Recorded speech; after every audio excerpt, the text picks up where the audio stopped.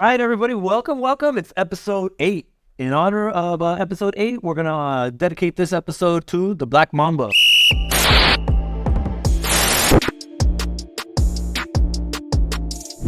close. It's a 2-on-1. Kobe and Sura, the alley-oop. And Kobe with the dunk. And the foul as well. That's why Kobe gave it up. From the Lakers, and Bryant trying to go behind his back, and Boykins the other way, and they'll finish off with Andre Miller. Kobe Bryant. Go Kobe. Let's go. We're going to talk about Kobe toward the end of this particular podcast. I want to start the podcast, though, by asking Jose a very important real estate question. Jose is one of the few people that I've seen come up truly through real estate, right? Not just because he's a realtor, not just because you're a broker, you're an owner of an office. More importantly to me, because I think this affects your average person out there, your average realtor, your average loan officer out there. How did you decide you were going to build your wealth through buying and flipping even real estate? How did you decide? Who taught me how to buy, how to flip, or invest in real estate? I kind of just fell into it, to be very honest with you. When I got my license in real estate, I didn't know anybody in the industry. So I didn't have a rich uncle that bought property. So I didn't know anybody with that type of background, right? So I joined my first office, and all they taught me was basically sales. Okay, great. Went to my second office. All they taught me was sales. Okay, great. By year 5 of my career, all I did was sales. Nothing to sneeze at. I made a living. There was food on the table. My kids had clothes on their back, so we were good. The problem was, I think the light bulb went off when I went to a networking event. And it was a buddy of mine. Now he's a buddy of mine, but I went to a networking event, and this guy he's a lender like you. And he was talking about how he does loans to cover his expenses. He flips houses to double his money, and he parks his flip money that he doubles into rentals. And at that time, that guy had like 20 rentals. Fast forward a few years now, maybe 8 years now, that guy has like 50 rentals. I'm like, well, I'm not a smart guy, but I think I could do that. Yeah. I just don't do loans. I do real estate. I'll help buyers, buy property. I'll make my commissions. After I pay my expenses, I'll use that commissions, right? So that's where the idea was first formed for me. And, I took a risk, if you will. I bought my first rental, quote unquote. Now, let me ask you. Yeah. Do you think it was a income property, a condo, or a house? I happen to know the answer to this question. Maybe you don't. It was a condo. It wasn't. Oh, it wasn't the condo. It wasn't. I thought I knew which. That was probably my 4th or 5th investment. But my first house was a single family, right? Your first investment house was a single. Correct. Okay. Well, actually, both. My first purchase was a house with my 2 daughters, right, and my ex-wife, and we bought that house, and it was during the last recession. And I was negative, actually, on that property for a little while. Fun fact, a lot of people don't know this. This is like breaking news. I'm just kidding. Like the divorce situation with your wife? Not the divorce part. What I had to pay to control that asset. So when we were in the middle of divorce, the value of our property was negative. So I was underwater. I owed the bank at that time $280,000 here in Azusa. And the house was worth how much? About $230,000. So it was negative $50,000. Like a lot of people. Everybody. I mean, it wasn't just me. Everybody that had that 80-20 loan. Not me, guys. I was never underwater. Go ahead, Jose. Not a risk taker. That's fine. Okay, I'm just kidding. I bought it at the wrong time. That being said, it was only $50,000, and I needed a place. I think my mortgage back then was about $2,000, including taxes.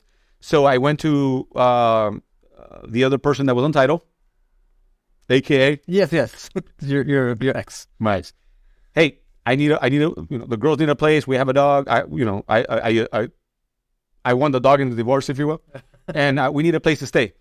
She had already moved out, so she had an apartment, and I asked her, hey, you need to quickly clean the property over to me. Not going to get into the details of it, but long story short, I paid $3,000 for her to quick claim the property to me. I ended up keeping the property for like 5 or 6 years. The market recovered. Yeah. We went from being negative $50,000. Well, I ended up selling the house maybe 5 years later, and I made about $140,000 profit from it.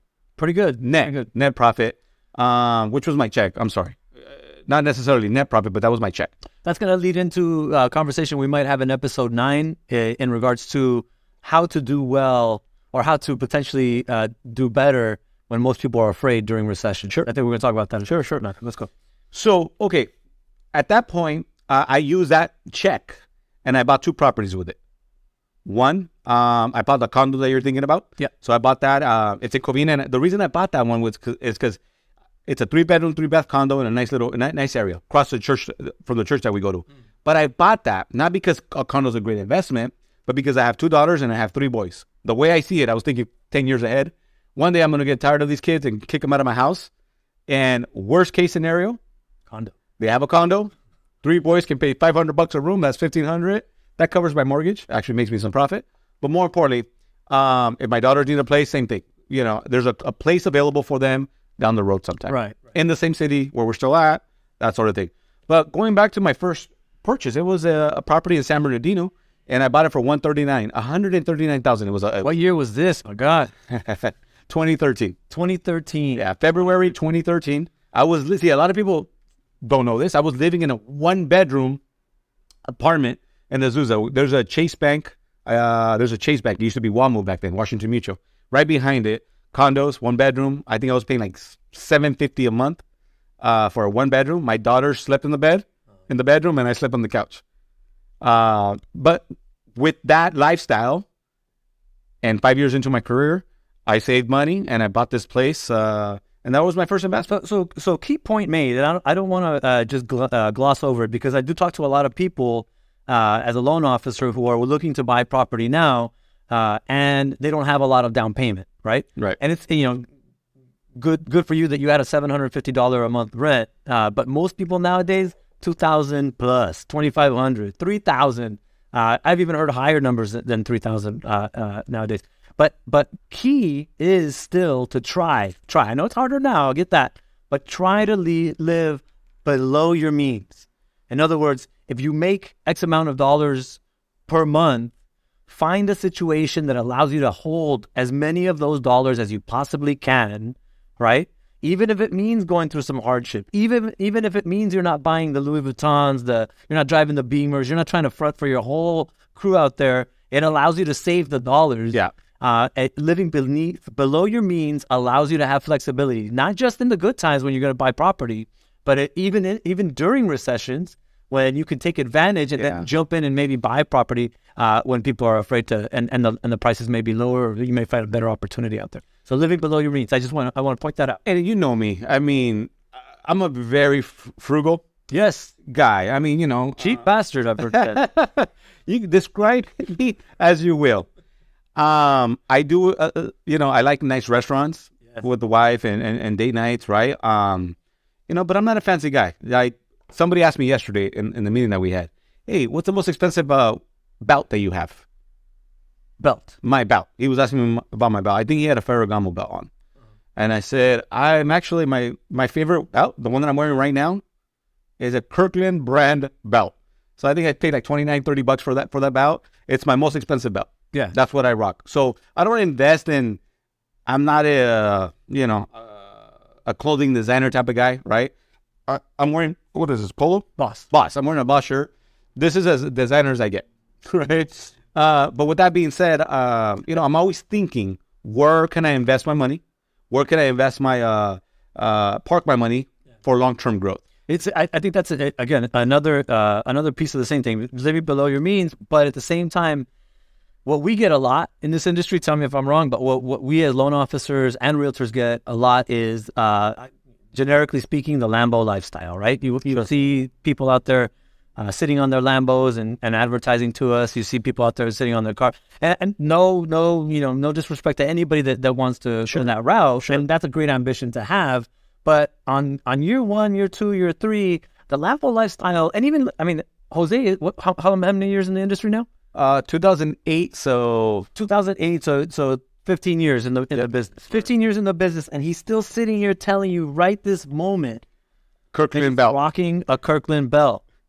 Is it more important? I think people have to start asking themselves this question more often. Is it more important to be able to sit on a Lambo that you're going to be struggling to pay every year, or you're going to lease and not really have an asset there? Or is that more important to you, or is building real wealth important to you?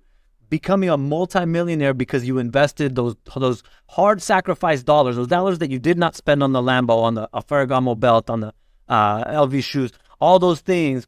You're taking those monies and instead letting them pile up a little bit at a time so that you can get into a first property, which helps you get to the second property, third property. How many properties do you have now? 17. 17. Yeah. You have 17 doors. Yes. Right? Yep. All from the initial investment in?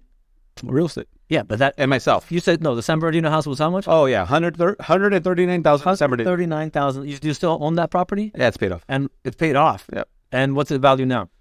480, 490. 480, 490. So you've you've tripled your money on something that you bought how long ago? 20, 30, 10 years ago. 10 years ago. Yeah. And I don't know how to tell people to do it better than that. Forget the Lambos, forget all that crap, and get yourself going. Now, here's a question. Yeah. A lot of people will tell me, why did you pay it off? Why don't you cash out and pull your money out? There's a play on that property. I still own it. Tenants are great. The tenant actually wants to buy it. I will sell that property for two reasons, and two reasons only. One, if I find a great commercial property to park and move over that 1031 exchange, the proceeds from that sale. Yes. One. Two, maybe not a commercial building, maybe another apartment, 4-unit, 5-unit, 6, park it in some units where I'm going to cash flow. I'm actually actively looking for deals. So if you're an agent and you need a buyer, I am your buyer. Send me some 5, 6, 7, 8 units, commercial building in Covina, San Gabriel Valley. We can make a deal. I'm going to transfer the asset from this to that. But that being said, I didn't know what I didn't know. I just started with one. And then I kind of figured it out. My main focus was, though, be really good at my job. My job was like your job. Be a good loan officer, help people, close deals. Right. Do loans, transactions, if you will. As a real estate agent, my goal was how many families can I help? If I help enough families get what they want, eventually I'll be able to get whatever I want. A lot of people focus on the wrong thing. Oh, I'm a landlord. I'm rentals. It's not about that to me, right? If I wanted if the goal was to have 30, 40 rentals today, I probably could have it. But I only buy in specific areas. But more importantly, it's cash flow. I'm looking for cash flow, return on my investment. So we can talk a little bit about that. There's a definite discipline in the way that you're approaching how you're not just throwing money out there because you have the ability to buy. No. You're putting money in places that number one, are sustainable to you so you can oversee, right? So you have a rule about what locations you will buy in. Correct. And under what circumstances you buy. Now, as I hear you say that, I also know that from speaking to different investors and yourself, I also know that with you in particular, you look for value opportunities in places where I don't see other investors look. So I've heard you describe what may be a good purchase depending on what value you can add to the property quickly and very cheaply. And you move from a position where the previous landlord was maybe losing a little bit of money. You take over the property and now you set yourself up quickly to start making money. Yeah. How do you go about doing that? Well, again, the word opportunity means something to me.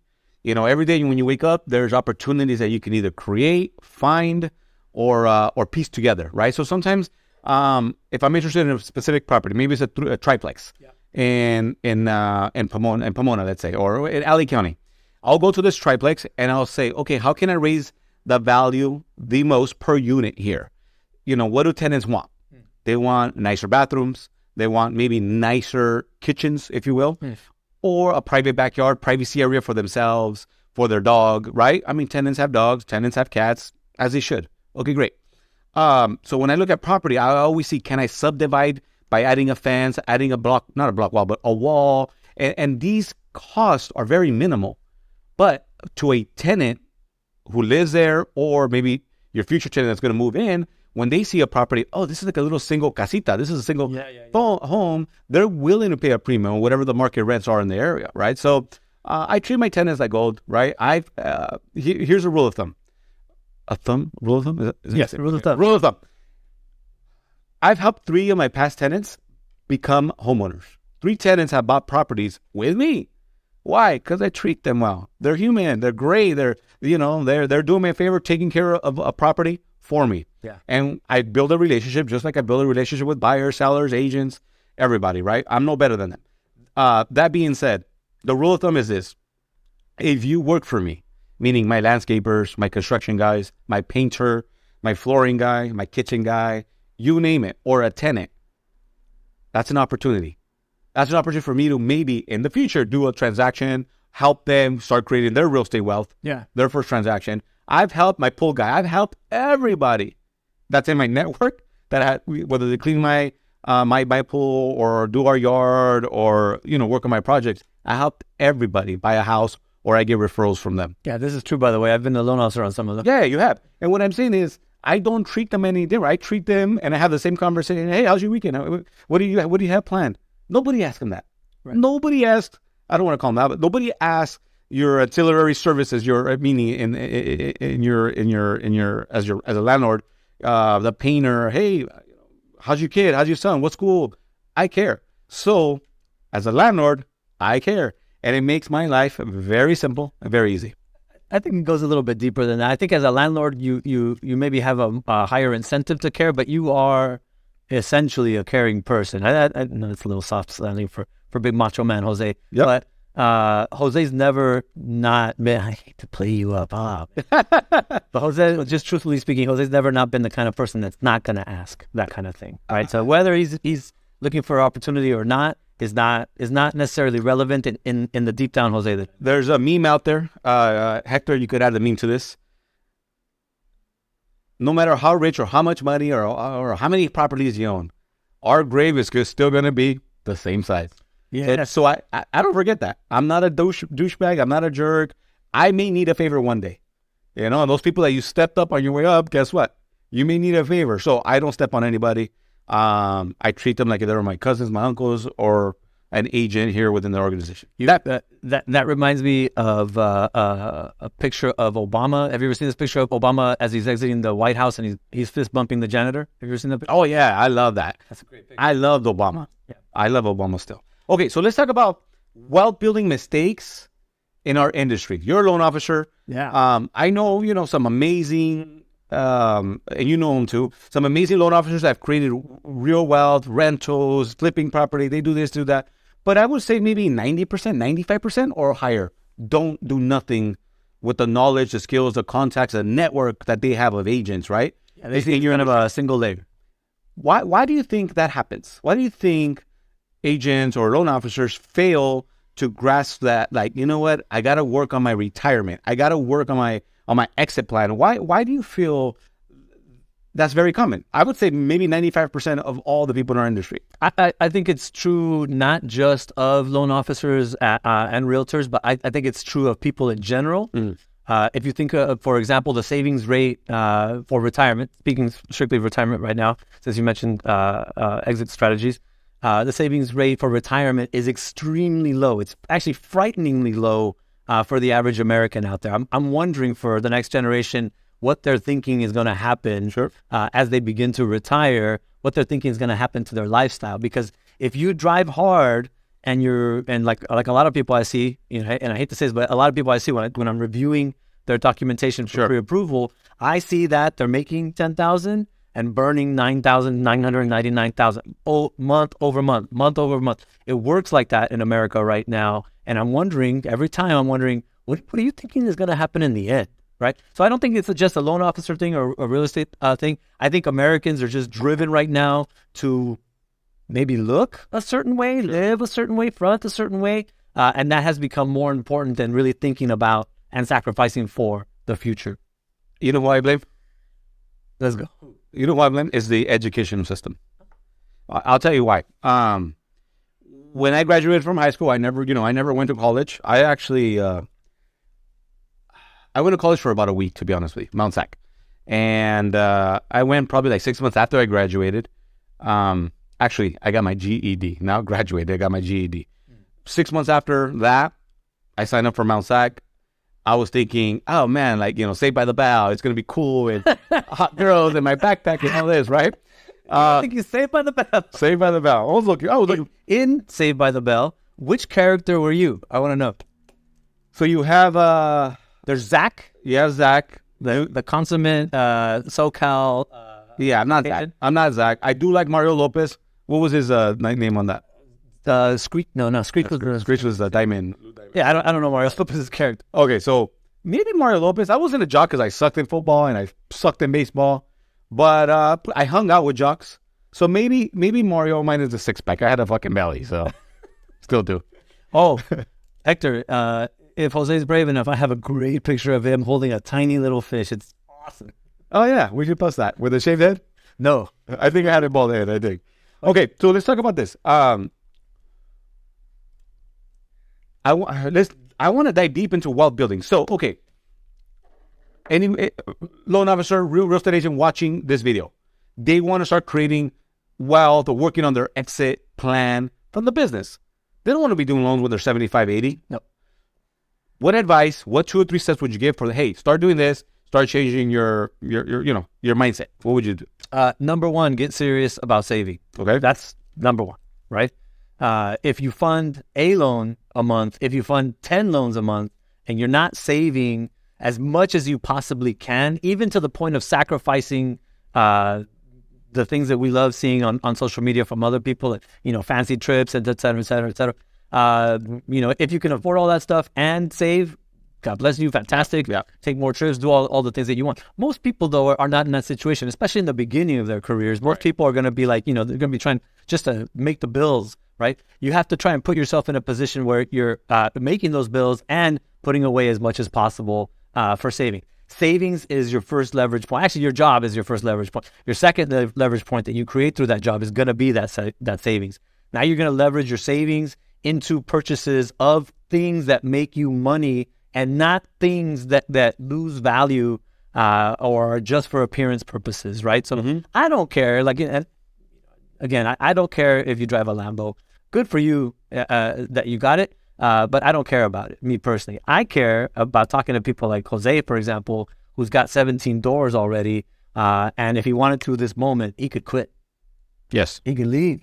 You say he's over and done with it. That's the FU position, right? What I call the FU position, where if you truly want to exit, you put yourself in that position, and anybody and everybody can come to you and demand whatever, and you're like, I don't really have to do this anymore. I'm doing it by choice. That's the FU position. So the closer you are to that, the better off you're going to be. So savings is definitely the next important step. Next to that is going to be leveraging your savings into opportunities of where people call it passive income. Yeah, I think that passive income idea. You're a landlord. It's not so passive when you have to go arrange for a declogging of a toilet at 2 o'clock in the morning. Sure. If you're managing your own properties.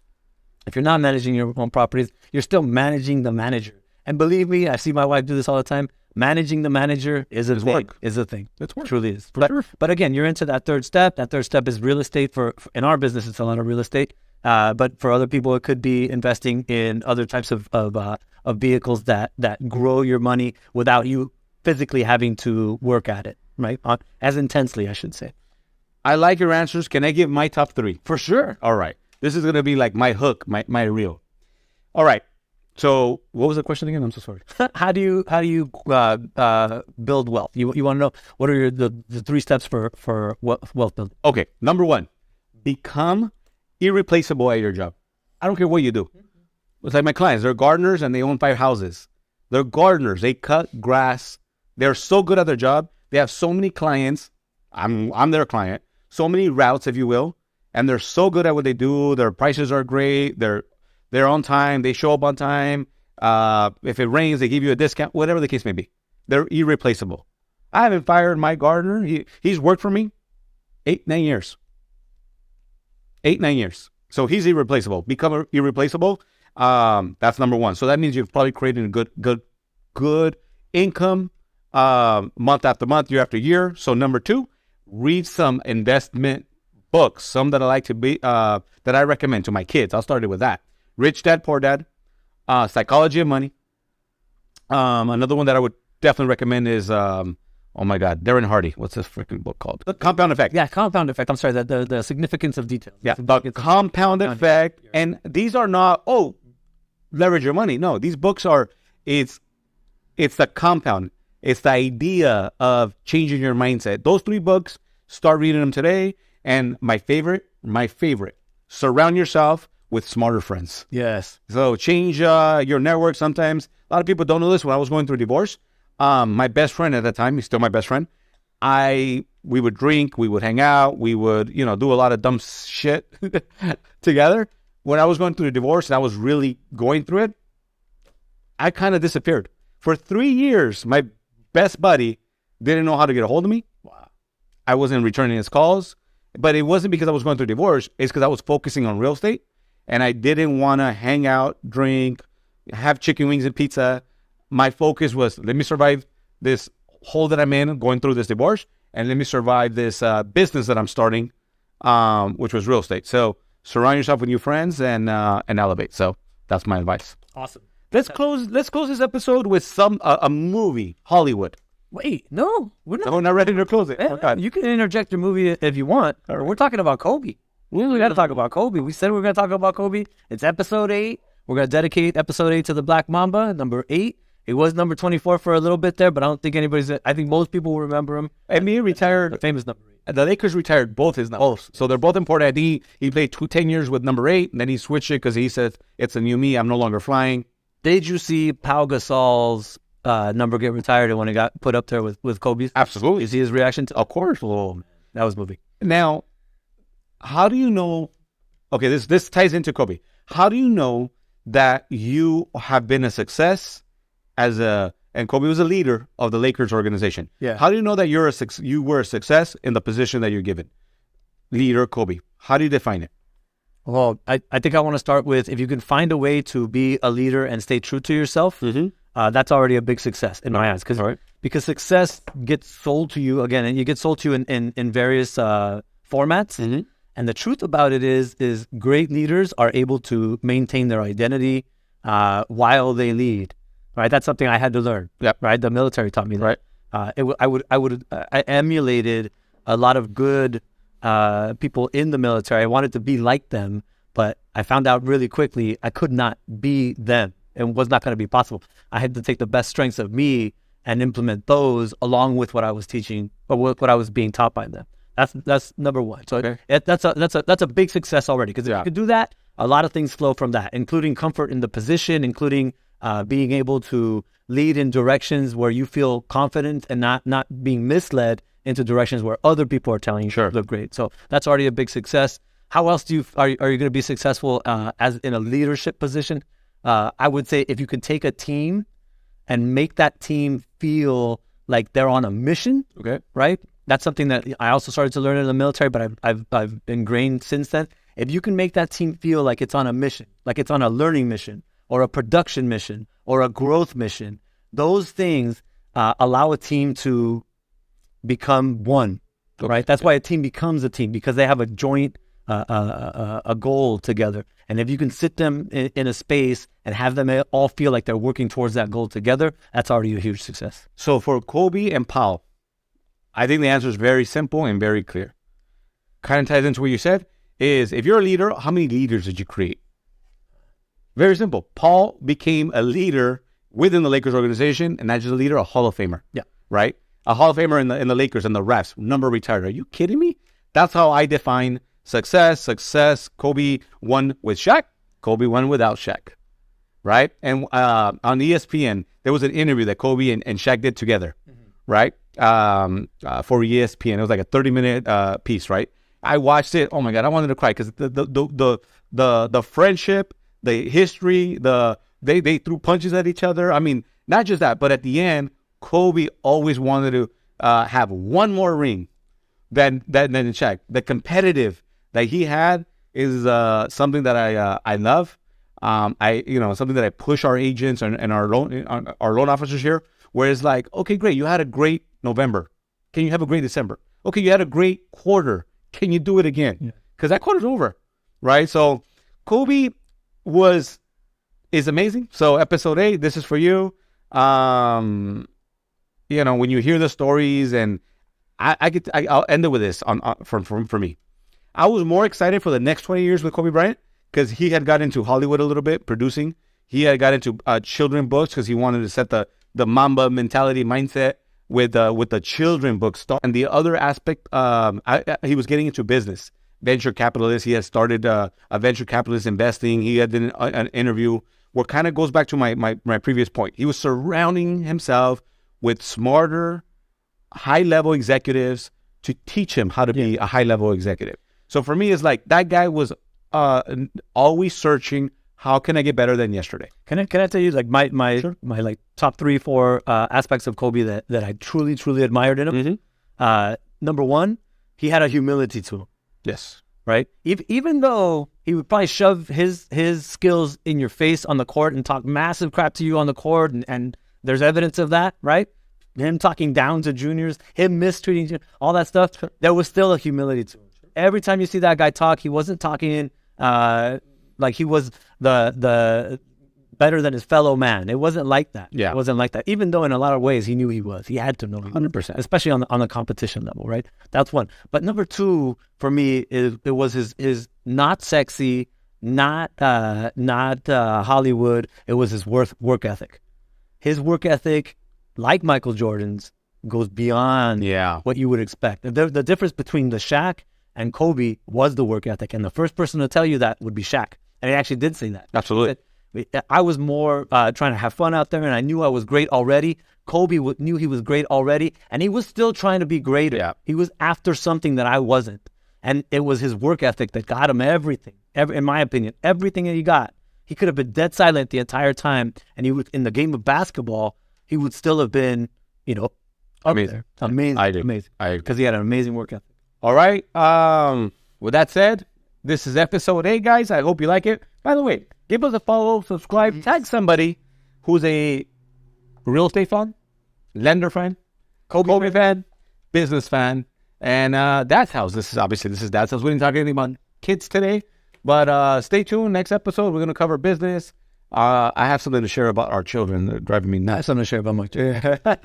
Friends, give us a follow. Thank you for watching, and we'll catch you in the next one. See you later. Episode 8, over. This ball game is over. Look at the hustle of Lamar Odom. Off to Kobe Bryant. And Kobe with emphasis. Artest looking, gets it to Bryant. Bryant dribbling, has to put it up with the buzzer. Banks it in! He banks in the 3! And the Lakers win the game! And that is just greatness personified. Now Bryant again, out between the rings, guarded by Pippen. Kobe on the move. Lobs for O'Neal for the dunk. Kobe Bryant works into the lane, and Shaq hammered it in with the right hand. Timeout, Portland. The Lakers, because of this man, Kobe Bryant, can take over. Posterizes Dwight Howard. Oh, boy. He almost threw his elbow into the basket that time. Spurs cannot buy a triple. Kobe wheeling. What a play to Turiaf. And the foul. And a chance to tie. What a delivery by Kobe Bryant. A 50-point game in his farewell. Bryant for 3. Got it! One last gamer.